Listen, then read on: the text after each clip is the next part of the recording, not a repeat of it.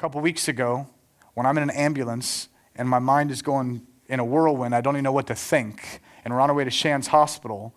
And my wife, I just saw her, she had to get taken out of the car with the jaws of life and just being, pulled out of this thing and not knowing what's going to happen. And you're wondering what's going to happen, what's about to happen to our life, what's about to happen to my wife, what's about to happen. And I get to Shands Hospital, and all of a sudden, there were like multiple people from the church that were there.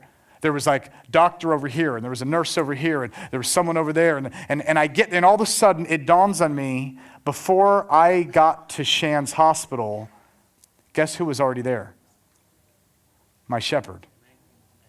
And so then she had to get moved from there to Shands Rehab. And so she was over at Shands Rehab. And when we kind of arrived, she was just like tearing up, and she was just kind of anxious. And there was that sense of, she gets in a room, you're in a room with someone, there's a lady watching horror movies, it's like, like this. And she's like, Michael. And I'm like, oh, dear Lord, good shepherd, please. And then the doctor walks in, and he's one of the brothers here from the church. And just the room, the whole scene changes. And all of a sudden, you could feel the rod and the staff of the shepherd.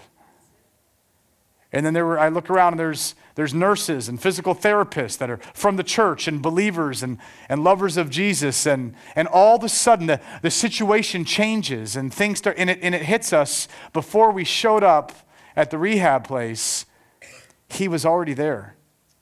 What are you saying? I don't know what you're going through, and I don't know what you're afraid of. But man, before you get there, he's already there. Before you got there, he was already there.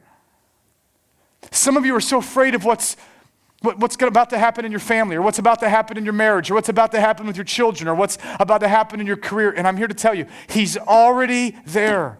You're like, Mike, I'm afraid of death. Maybe there's someone in here right now you're afraid of, maybe the fear of death is crippling you. You'd say, well, has he gone to death already? My answer, yes, he has. He's even been to death for you. You lead me beside the still waters.